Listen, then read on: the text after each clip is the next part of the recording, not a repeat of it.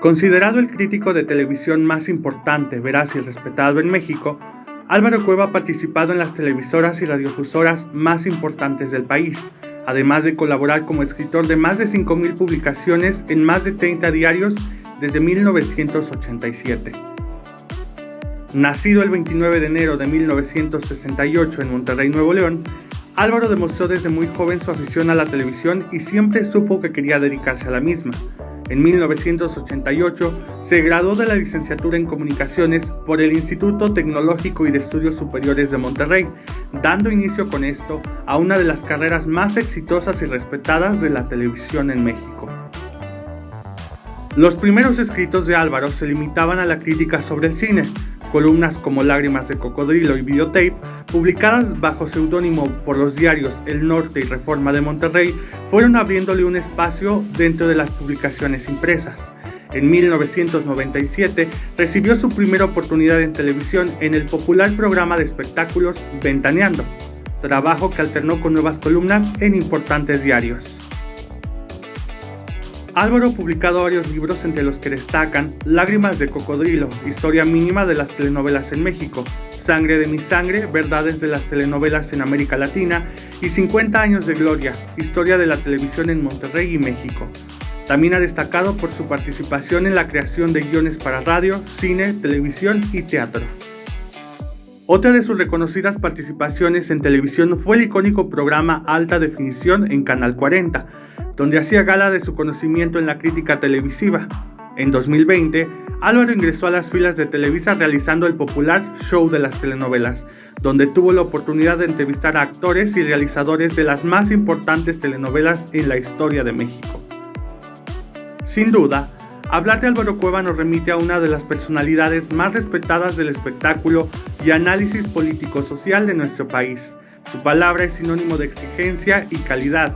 Tal es así que ha sido jurado en importantes festivales de televisión y la revista Líderes Mexicanos lo ha considerado uno de los más influyentes de México.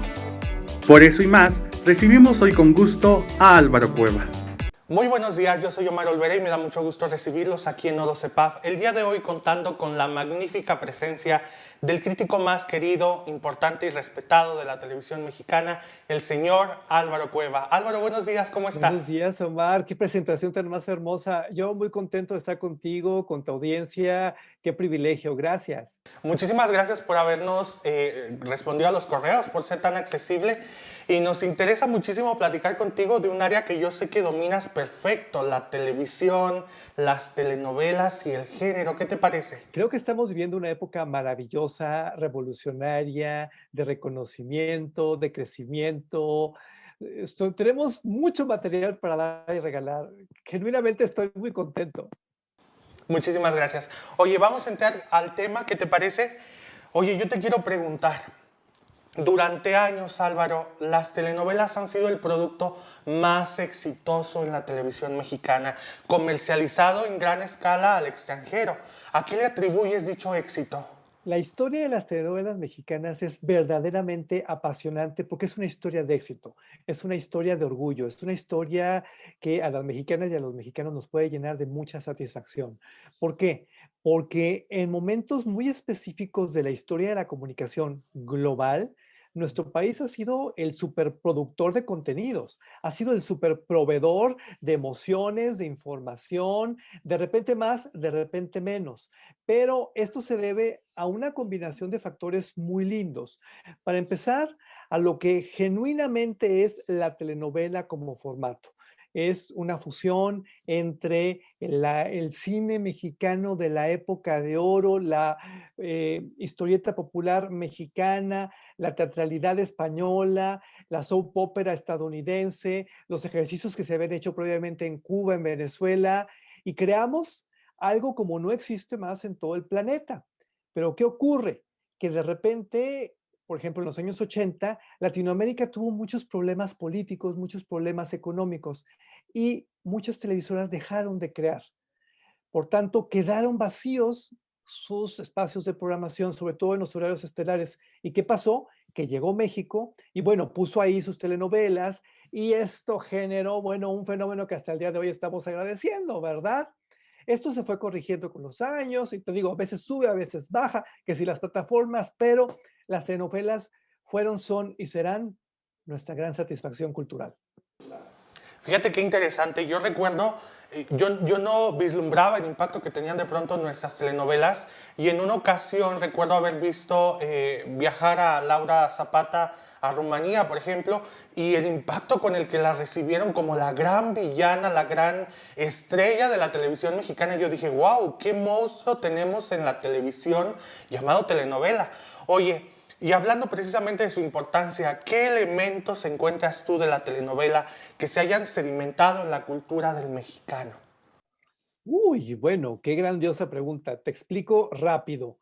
Las telenovelas han creado una forma de pensar, han creado una forma de sentir, nos han educado, pero no nacieron solas, sí tengo que aclararlo, porque son el resultado de muchas décadas, de muchos siglos, sobre todo de catolicismo, porque aquí tenemos siempre esta dualidad entre el bien y el mal que luego se reproduce entre ricos y pobres, entre mujeres y hombres, entre adultos y jóvenes, y así es como hemos entendido la vida. No es casualidad que así como hace algunos años hablábamos de las heroínas y las villanas, hoy hablemos de los chairos y los fifís, o tengamos ejemplos todavía más dramáticos en la lucha libre o el fútbol. Definitivamente, Álvaro. Oye, fíjate que ahorita que entramos a el tema de la dualidad, hablemos del género y de cómo se contraponen el hombre y la mujer en la telenovela. Vayámonos primero con la parte de la mujer. Investigadores como Guillermo Orozco, Álvaro, han hablado en sus trabajos de que a la mujer se le representa principalmente en tres tipos de estereotipo en la telenovela. La primera, la mujer víctima, Victoria Rufo en casi todas sus telenovelas, las tres Marías que hizo Thalía, esa mujer que le pasa de todo, que sufre, pero que después de ese sufrimiento va a encontrar al príncipe azul y va a vivir feliz con él. Tenemos la villana, esa mujer que va a engañar, que va a manipular al hombre y que va a conseguir que él haga lo que ella quiere. Tenemos a Teresa, tenemos a Rui, claros ejemplos.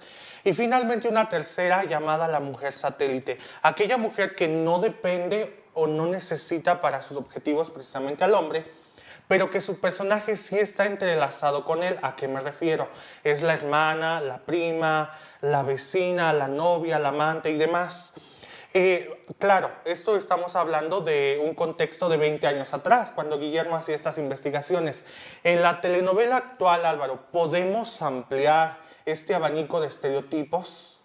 En la telenovela actual esto ha evolucionado y ya no solo tenemos estos tres modelos que Guillermo, que es un genio, planteó con tanta sabiduría. No, tenemos no uno, sino muchos más. ¿Qué ocurre? ¿Sí?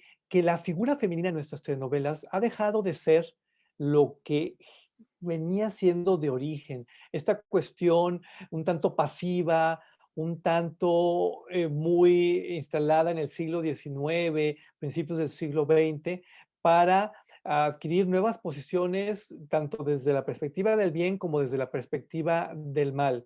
Ahora te puedo decir que ya es más claro cómo la mujer empoderada toma posiciones estratégicas en los melodramas que se hacen en nuestro país.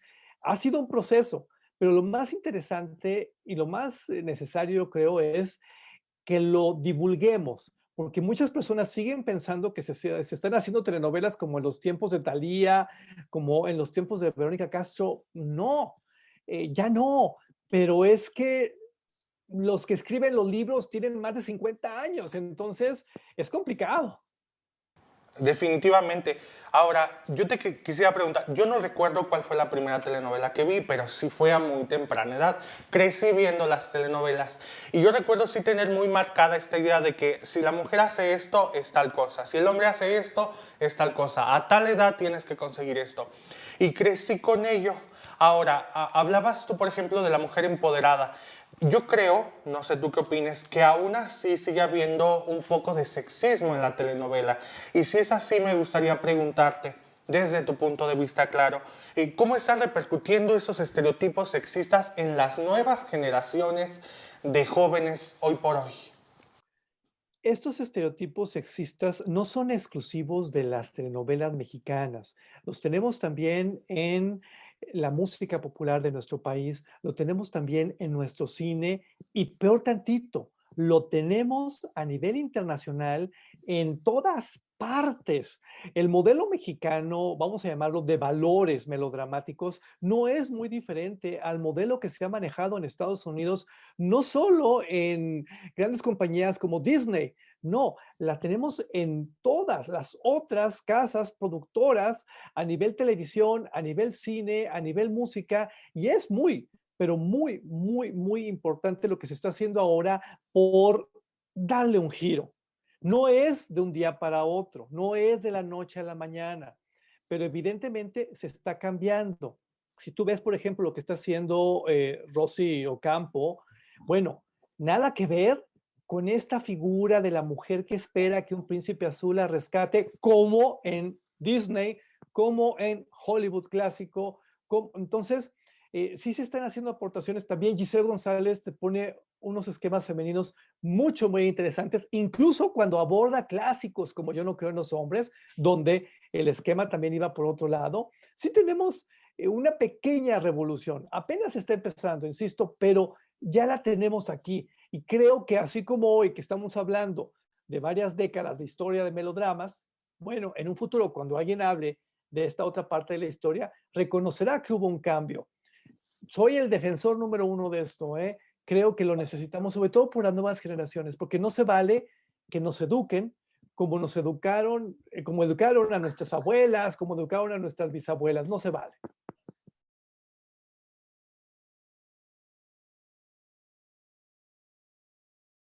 Vienen las dos preguntas que siguen. La primera, Álvaro, sabemos que México es muy machista, desgraciadamente. Martín Barbero nos habla de que la televisión funge como interventora en la valoración que los individuos le damos a la realidad y que tomamos de pronto elementos de ella y lo llevamos a nuestro entorno social. ¿Podríamos decir que la televisión y la telenovela en particular han contribuido a la educación machista en nuestro país?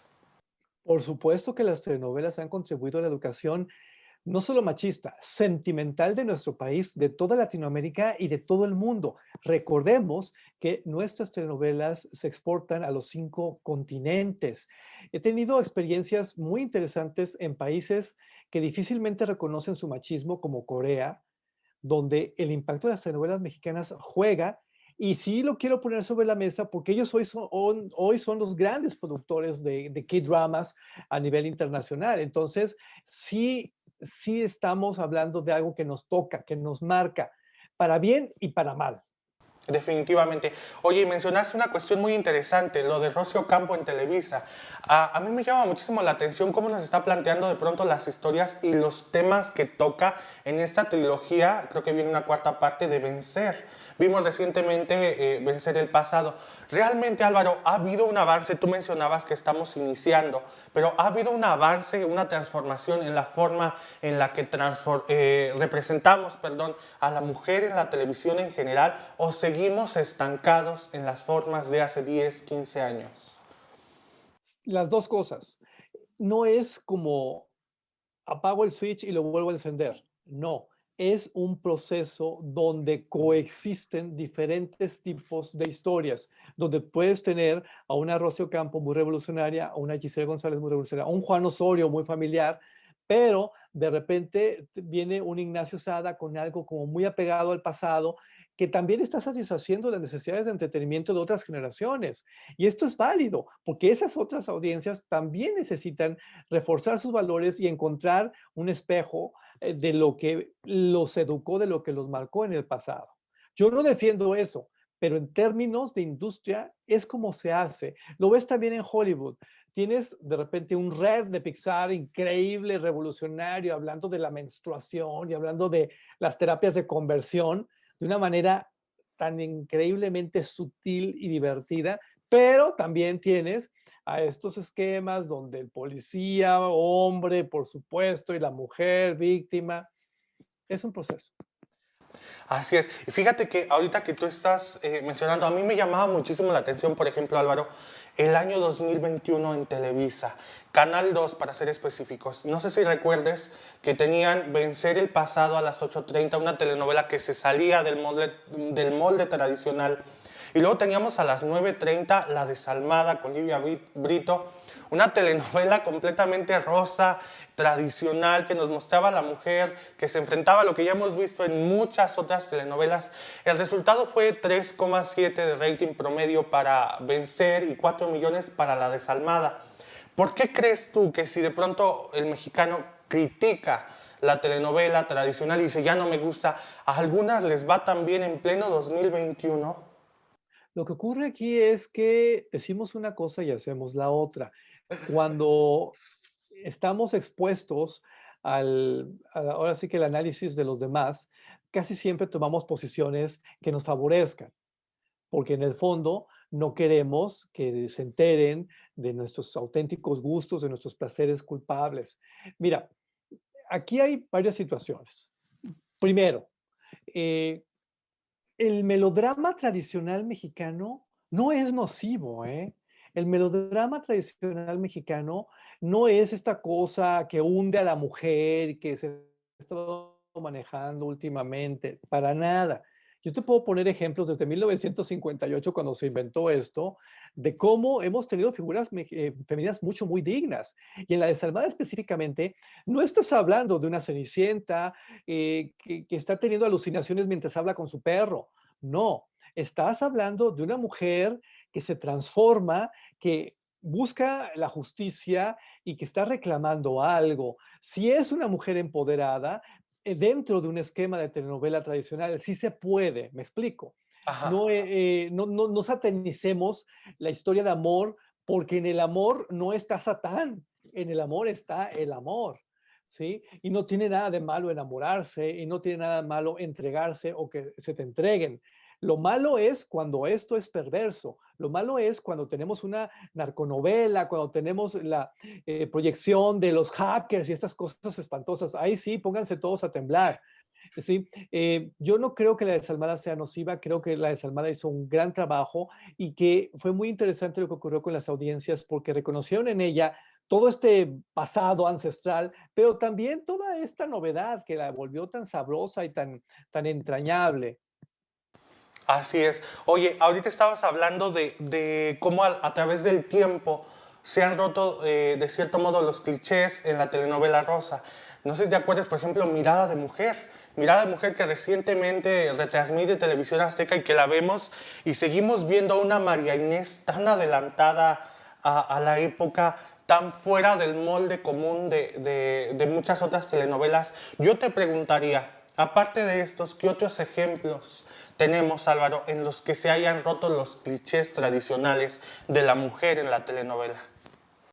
Los clichés tradicionales de la mujer se han roto en la historia de la telenovela mexicana desde 1958. Lo que ocurre es que nadie se ha puesto a defender las telenovelas. Si tú te fijas, Televisa no tiene un vocero, TV Azteca no tiene un vocero, Imagen Televisión no tiene un vocero que le explique a las audiencias por dónde van las cosas o por qué son buenas. Me encanta el caso de Mirada de Mujer porque ahí, más que TV Azteca, Epigmenio Ibarra se encargó de estarnos diciendo lo que estábamos viendo y por supuesto se nos quedó grabado. Pero Mirada de Mujer es Senda Prohibida muchos años después. Senda Prohibida es de 1958, ¿ok? Fue la primera telenovela oficial. Mirada de Mujer es Mañana es Primavera, que Silvia Pinal hizo a principios de los años 80. O sea, no es una historia que jamás haya contado.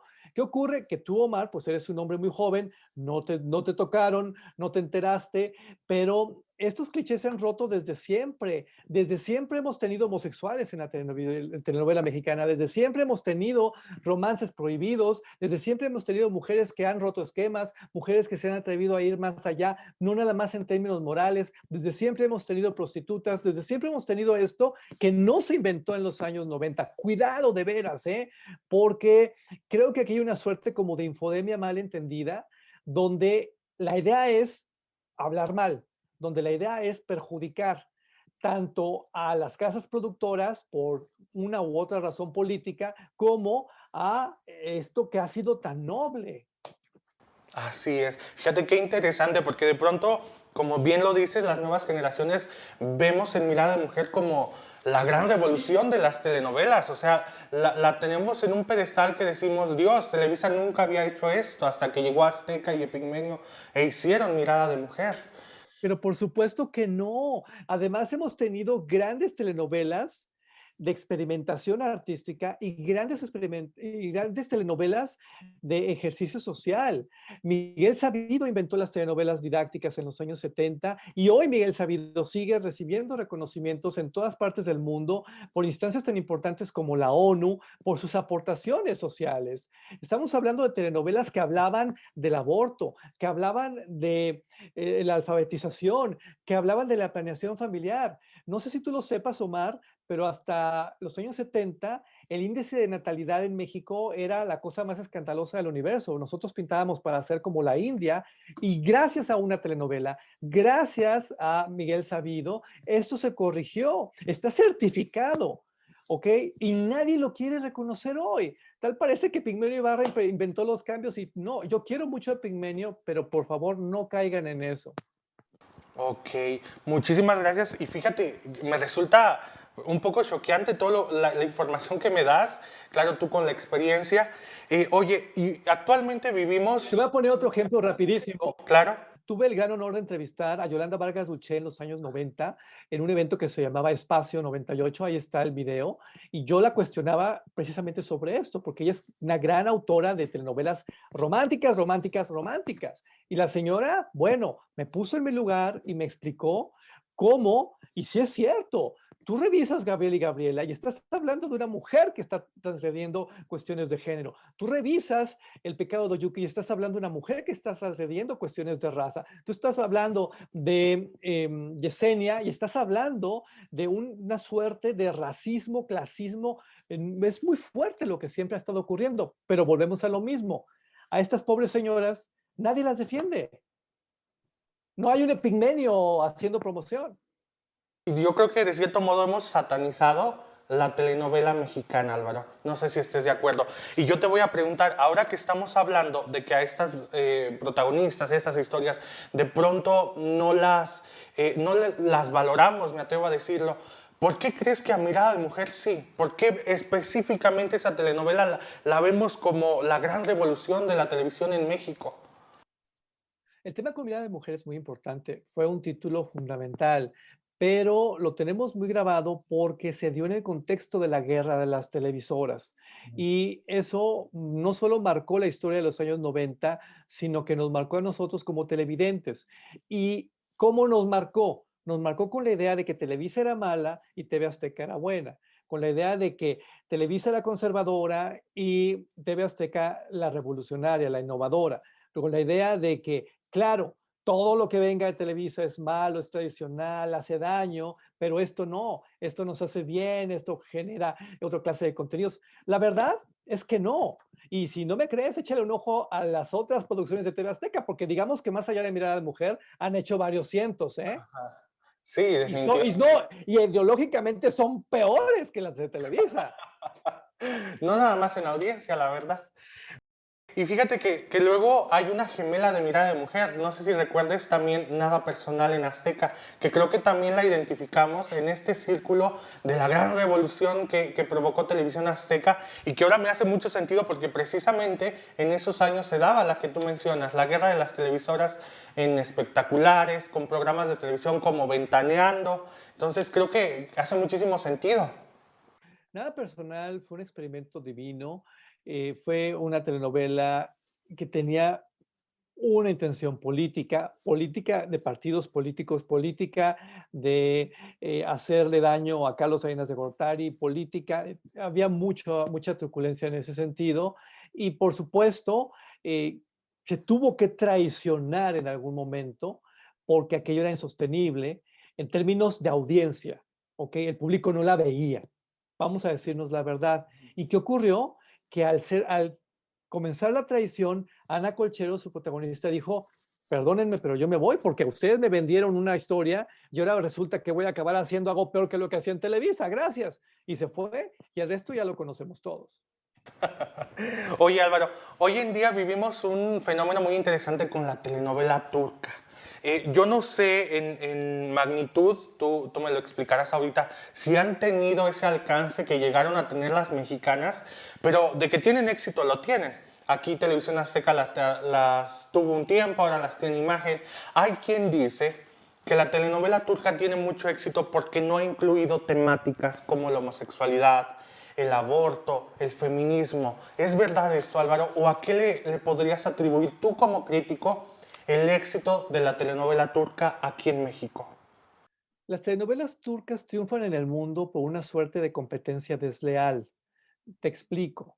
A las telenovelas turcas no le exigimos lo que a las mexicanas. Yo no he visto que nadie vaya a Turquía o cuestione a los productores turcos diciéndoles, óyeme, ¿dónde está la comunidad LGBT?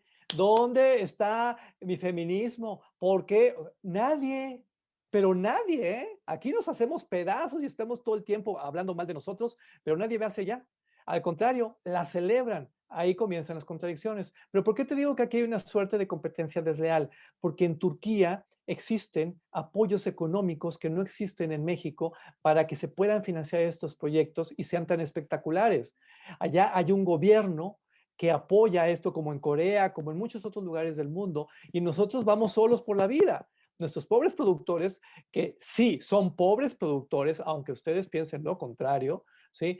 No reciben del gobierno nada para aumentar el nivel de espectacularidad respecto a lo que se produce en Brasil, lo que se produce en la India. Es muy vergonzoso. Por eso triunfan los turcos, porque pues tú ves esos coches, tú ves esos escenarios, tú ves esos efectos especiales, tú ves todo esto, pero pues tristemente los ves para historias muy convencionales. Si no me crees, mira Imperio de Mentiras, que se hizo en México, que es de origen turco. Nada que ver con la original turca, ¿eh? Nada que ver. Vayámonos ahora al streaming. Estamos viviendo una era donde todos tenemos una suscripción, o al menos la gran mayoría, de una plataforma digital. A mí me llama muchísimo la atención y me brinca un poco esto que te voy a plantear a continuación. ¿Por qué la televisión que de pronto critica o rechaza lo que se hace en televisión abierta nacional lo ve en plataformas digitales? Betty la Fea, por ejemplo. Café con aroma de mujer, que sabemos que en Colombia no le fue muy bien en audiencia. En Telemundo en Estados Unidos tampoco. Pero en Netflix estuvo en los primeros lugares de popularidad. Ahora tuvimos a María Magdalena, esa serie que hizo TV Azteca y que transmitió en el 7. Recordemos que también estuvo en los primeros lugares de popularidad, pero en el rating del 7 no. ¿A qué se deberá este fenómeno? No estuvo en primer lugar de rating en el 7 porque la boicotearon. La dividieron en dos, la programaban Ajá. cuando querían. A El las capítulo 11. cuando de repente tenían algún evento especial, en lugar de pasar el capítulo a las 10 de la noche, la pasaban a las 12. Entonces la gente no tiene por qué perseguir las telenovelas. Ahí intervienen. Es que me da mucho miedo el tema de los prejuicios. ¿Ok? Ujú. ¿Por qué Netflix triunfa con telenovelas? ¿Por qué Netflix quiere ser Televisa? Pues porque algo bueno hay en esto. Ajá.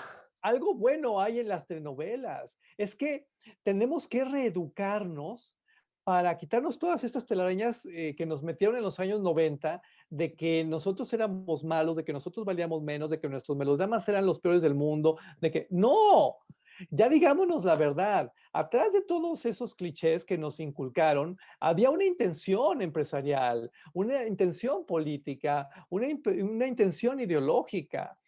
Olvidémoslo y volvamos a empezar, pero sobre todo reconociendo lo buenos que somos haciendo esta clase de historias. No tiene nada de malo que Netflix triunfe con telenovelas, como no tiene nada de malo que Televisa triunfe con telenovelas. El sol sale para todos. Lo importante es que dejemos, de veras, dejemos de hacer el ridículo internacional hablando mal de nuestras telenovelas, porque cuando tú vas a otras partes del mundo, todo el mundo quiere ser como México, todo el mundo quiere ser como Televisa, todo el mundo quiere hacer telenovelas. Insisto, cuidado con nuestros complejos, con nuestros clichés. Muchas de las más importantes series del mundo son telenovelas, son de origen melodrama y son lo que son precisamente porque nosotros se los enseñamos. Siguiendo con Netflix. Oye, sucede algo también muy interesante, que de pronto producen series cortas, La Casa de las Flores, Oscuro Deseo, ¿Quién mató a Sara? Pero que cuando las vemos nos quedamos con la sensación de estar viendo una telenovela. ¿Realmente son series, Álvaro? ¿Y cuál es la diferencia entre una telenovela y una serie? Explícanos, por favor. A ver, una telenovela es un producto destinado al entretenimiento colectivo que tiene como elementos el melodrama, la continuidad, el desenlace y la pasión. ¿Ok? Una serie es un producto destinado al entretenimiento colectivo que se diseña para transmitirse durante una temporada. ¿Por qué? Porque los hábitos y costumbres de las audiencias cambian de temporada en temporada. Tú no ves televisión en el verano como la ves en el invierno, sobre todo si vives en países donde la nieve te obliga a encerrarte, ¿ok? ¿A qué voy con esto? A que precisamente a partir de esta guerra de los años 90 que tanto daño le hizo a la industria, a muchas personas les comenzó a dar pena la palabra telenovela y empezaron a decir de que ya no hacían telenovelas, que hacían teleseries. No, serienovelas. No, bueno, hasta que le pusieron series en una suerte como de quiero ser más, es como de complejo de inferioridad, ¿sí? Pero muchas de las cosas que nos venden como series, bueno, ahora hasta los documentales son series para acabar pronto, ¿sí? La Rosa de Guadalupe, Chespirito es una serie y era un unitario, ya la gente no maneja lo que es un unitario. En fin, tenemos que volver a poner las bases. ¿Por qué? Porque estamos engañando al público. Le estamos vendiendo una cosa cuando en realidad le estamos dando otra y el resultado es una suerte de mentira que no podemos soportar. No es justo, no está bien. Ahora, siempre ha habido fusiones como en la comida, como en la música. De repente tienes algo que es medio cubano, medio asiático, qué rico, pero lo que es cubano, lo que es asiático, ¿ok? Entonces, sí tenemos que aprender a diferenciar y no tiene nada de malo que veas una telenovela. Ahora, que no te engañen con este cuento de que no, es que las telenovelas tienen muchos capítulos. Perdónenme, pero ¿de qué estamos hablando? En la historia de la televisión mexicana tenemos telenovelas de 4 capítulos. O sea, esto siempre ha existido. La telenovela de una vez por semana siempre ha existido. Desde el 64, no, desde el 54, perdóname, con Ángeles de la Calle, de Brígida Alexander. Ahora, por ejemplo, países como España llevan produciendo series desde finales de los 90. Aquí en México sabemos que tenemos la infraestructura, los productores, para producir una serie estilo, te pongo de ejemplo, La Casa de Papel. ¿Tú crees que el público mexicano está preparado para consumir contenido estilo europeo? El público mexicano es una de las mejores audiencias de todo el planeta y está preparado para eso y más. Los europeos no hacen cosas superiores, ni nosotros hacemos cosas inferiores. Cuidado con eso. Así es. Y me da mucho gusto que España haga una serie como La Casa de Papel, pero una. Una de muchas. Nosotros estamos generando contenidos todo el año para todos los canales, para todas las plataformas. O sea, no se me emocionen demasiado y aguas con el malinchismo. Podríamos ejemplificar también con lo que pasó con con esta serie coreana el juego del calamar, perdón. ¿Cuántos doramas hay? ¿Cuánta telenovela rosa? Y de pronto llega el juego del calamar y todo el mundo dice, ¿qué producción están haciendo allá? ¿Por qué no la hacemos en México? Podríamos ejemplificar con eso. Nosotros invertimos más en otras cosas. Es que cuidado siempre con este asunto de por qué nosotros no somos como ellos, cuando ellos quieren ser como nosotros. Cuidado. Yo amo mucho a los coreanos, mucho he estado ahí, he estado con la gente de la industria, he estado con sus grandes empresarios, he estado viendo cómo trabajan, son admirables, son divinos, ¿sí? Y no son mejores o peores que nosotros. Bueno, ¿tú sabías que Juan Osorio fue a dar cátedra a Corea de cómo hacer una telenovela mexicana? Y fue hace como 3 años, ¿eh? O sea, no te creas que fue en el 89. O sea, para que entiendas. Fíjate, ahí te voy a compartir algo que yo me enteré. Yo no sabía lo que me estás compartiendo de Juan Osorio, yo me la sabía al revés. Yo me enteré por redes sociales, claro, uno de pronto se queda con lo que lee y muchas son fake news, pero yo me enteré que Juan Osorio se había traído la fórmula de mi marido tiene familia de Corea, así me la vendieron a mí. Lo que sucedió fue esto, ¿sí? Corea invita a Juan Osorio a dar una cátedra. Juan descubre la maravilla que se hace allá y compra historias y se las trae a México. las adaptamos, no pasa nada, o sea, eso no tiene nada de malo, lo hemos hecho siempre. Un muy alto porcentaje de las telenovelas que nosotros consideramos mexicanas son argentinas, son venezolanas, son colombianas, son chilenas. El éxito de la telenovela mexicana, como en la época de oro del cine nacional, es la fusión de culturas latinas. ¿Sí? Así como de repente tenías una película mexicana con un Pedro Infante mexicano, con una Libertad Lamarque argentina, con un texto español, todo. Así son las telenovelas. Y eso no nos hace menos o más que los demás, cuidado. ¿Sí? Sí somos como un Hollywood latino. Definitivamente. Y basta con ver la cantidad de artistas que llegan a trabajar a Televisa. ¿Cómo vislumbran Televisa tan solo? Ahora, a mí me cuesta, y esto te lo comparto, me cuesta mucho trabajo ver series, Álvaro, porque tengo que estar adelantando. Ya no me quedo todo el capítulo, me voy a las partes que me interesan, a los momentos de tensión. De pronto han llegado plataformas como TikTok, redes sociales, donde el contenido es muy ágil. ¿A qué voy? Las recetas que de pronto en televisión las vemos en una hora, una receta de cocina, en TikTok te la encuentras en 30 segundos o poquito más. Ahora, tomando en cuenta esta competencia y el fenómeno de ahora queremos ver todo súper rápido, ¿las series son el futuro de la televisión comercial, Álvaro? No. Las series son las series, las telenovelas son las telenovelas, las animaciones y todo esto. Aquí en tu pregunta tenemos como muchas cosas mezcladas. Para empezar, hay varios fenómenos. Por un lado tienes el fenómeno del vértigo, de la brevedad, pero también tienes el fenómeno de lo que dura mucho. Estamos en los extremos. Hay gente que puede estar viendo un reality show de acciones extremas durante 3 horas y no se cansa. Hay gente que puede estar maratoneando 8 capítulos seguidos, como si checara tarjeta de los trabajos de antes, de una serie de HBO Max, ¿sí? Y hay gente que está un minuto en TikTok, o menos acá con las Instagram Stories para tener una receta completísima de un pollo tailandés, como el que vi ayer, por cierto, ¿sí? Coexisten y no pasa nada, ¿ok? No es que uno sea el futuro y el otro el pasado, no. Lo que ocurre ya, cambiando de esto, con la televisión abierta tradicional, ¿sí? Es que tiene una misión muy importante que siempre la ha tenido y que es particularmente hermosa. La televisión abierta acompaña, como la radio, ¿sí? Y cuando tú estás esperando la compañía de alguien, pues no esperas que llegue 10 minutos y se vaya. No, te quedas toda la mañana con Hoy, te quedas toda la tarde con Rocío Sánchez Azuara, te quedas toda la noche, ¿sí?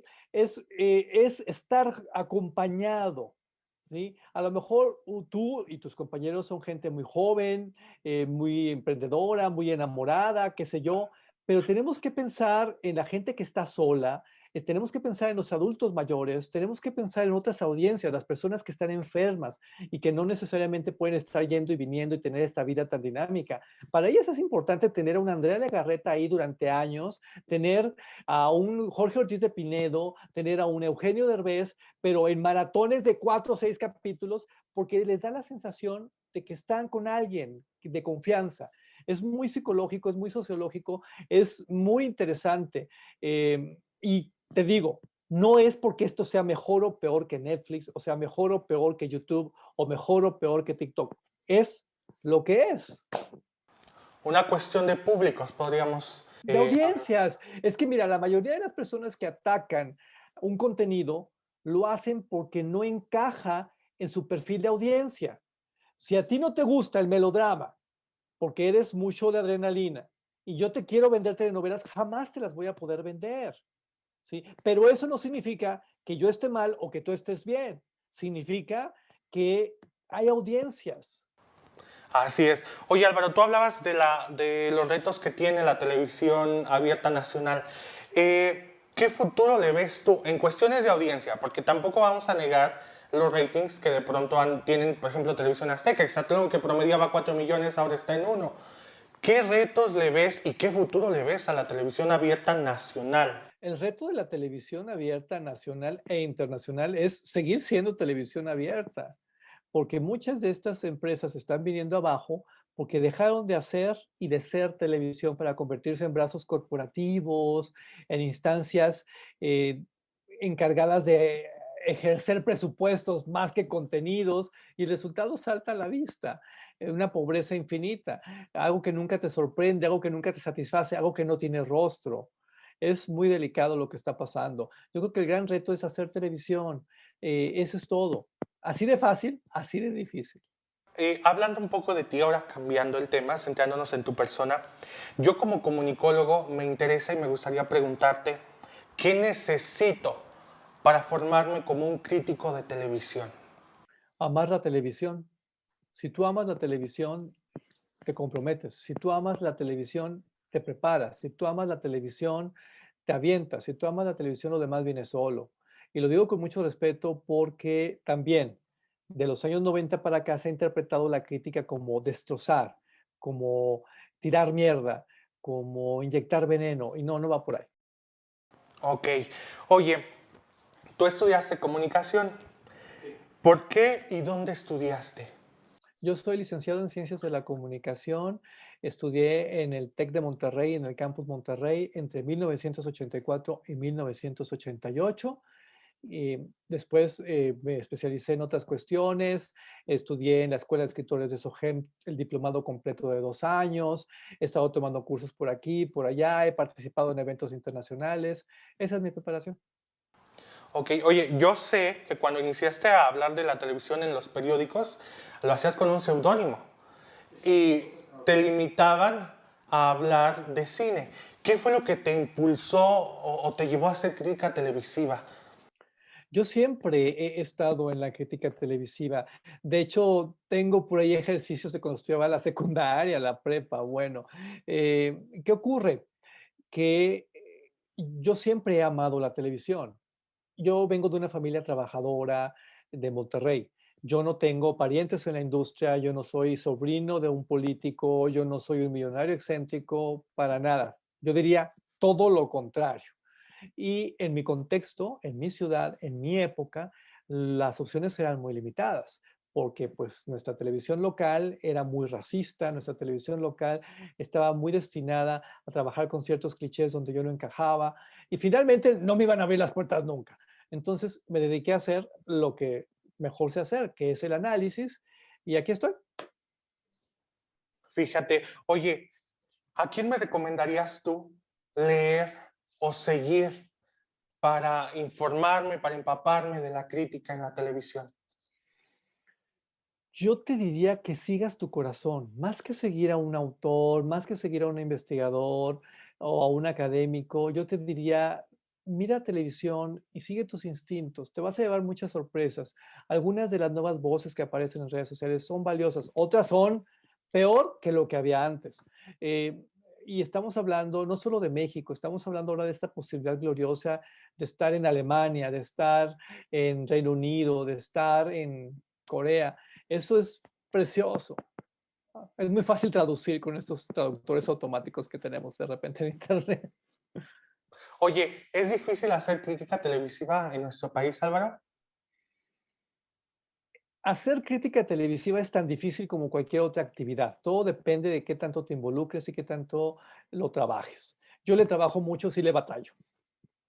Oye, y de la mano con esta pregunta que te acabo de hacer, has desarrollado una trayectoria muy exitosa, la verdad, pero tienes un estilo muy particular, eres directo, eres tajante con lo que dices, eres libre. En alguna ocasión, por esta forma de decir las cosas, te has topado con la incomodidad de alguna empresa, alguna producción, algún ejecutivo? Todo el tiempo me he enfrentado a toda cantidad de represalias por lo que digo, por lo que escribo, y no me arrepiento. Hay que pagar un precio por ser libre. Y me ocurría y me ocurre con las redes sociales, y me ocurría y me ocurre con la gente que me mandaba cartas al periódico cuando había cartas, bueno, y luego los faxes, todo esto. Y por supuesto me han amenazado, y actores y ejecutivos, y me han vetado, y todo me ha pasado, me han corrido. Bueno, yo aquí, lo que pasa es que la estrella no soy yo, pero sí ha sido muy complicado.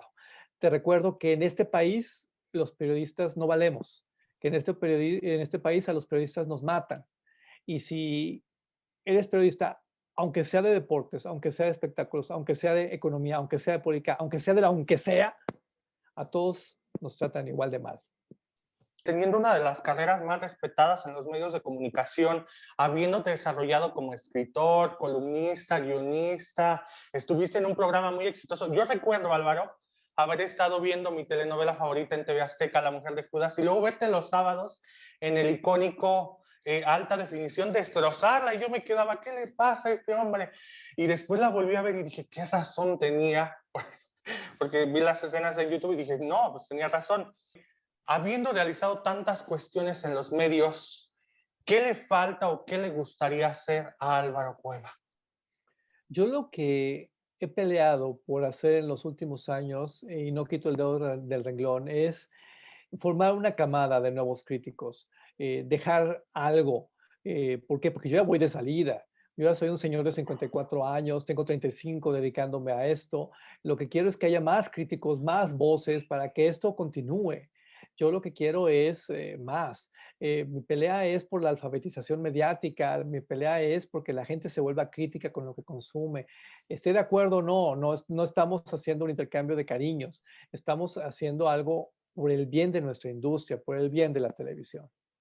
¿Qué le dirías tú a los futuros profesionales de los medios de comunicación, a los que nos estamos esforzando en este momento, estudiando una licenciatura en periodismo, en comunicación?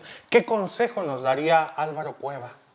Mi mejor consejo para todos los que están estudiando comunicación ahora es que amen esta parte de la comunicación en la que quieren trabajar, quieren desarrollar. Suena como muy ridículo, suena como muy al lugar común, pero es que si no pones el corazón, créeme, no lo vas a conseguir. Lo demás viene solo, pero si tú amas lo que haces, al menos tienes la felicidad garantizada. Muchísimas gracias, Álvaro. A mí me ha dado mucho gusto tener el día de hoy este diálogo contigo. Te lo agradezco a nombre de todo el equipo por la apertura que tuviste. Nosotros teníamos el nervio de, es una figura de los medios, nos va a ignorar, no nos va a contestar, pero ha sido súper accesible. Respetamos tu trayectoria, la admiramos, el consejo que nos acabas de dar lo consideramos súper valioso. Te agradezco muchísimo por este espacio y te pregunto, ¿hay algo que quisieras agregar ya para finalizar? Para finalizar, yo quiero darte las gracias, Omar, a ti y a todos en la universidad por esta oportunidad. Es un privilegio, es un honor. Por supuesto que siempre que puedo atiendo estas invitaciones. Si de repente me necesitan físicamente por allá, nos ponemos de acuerdo. Yo estoy para servirles porque soy un convencido de que si no nos ayudamos entre nosotros, pues entonces, ¿quién, verdad? Además, cuando yo era estudiante de comunicación, los 8 semestres que duró mi carrera, me la pasé levantando encuestas, me la pasé buscando gente que me contestaba una entrevista y batallaba mucho. Batallaba mucho porque los ídolos regiomontanos no volteaban hacia abajo. Entonces yo me prometí que si algún día conseguía una posición, jamás iba a ser así de grosero, jamás iba a ser así de arrogante con mis amados estudiantes, sobre todo de comunicación y periodismo. Muchas gracias, Álvaro. Tengo una última duda y esta es más personal. Sabemos que estamos viviendo en una era de tecnología. ¿Crees tú que la comunicación, de cierto modo, está en crisis? ¿A qué me refiero? Lo que antes se reservaba para nosotros al estudiar una licenciatura, por ejemplo, en comunicación, la fotografía, el video, el periodismo, ahora de pronto está al alcance de muchísimas personas. ¿A qué me refiero?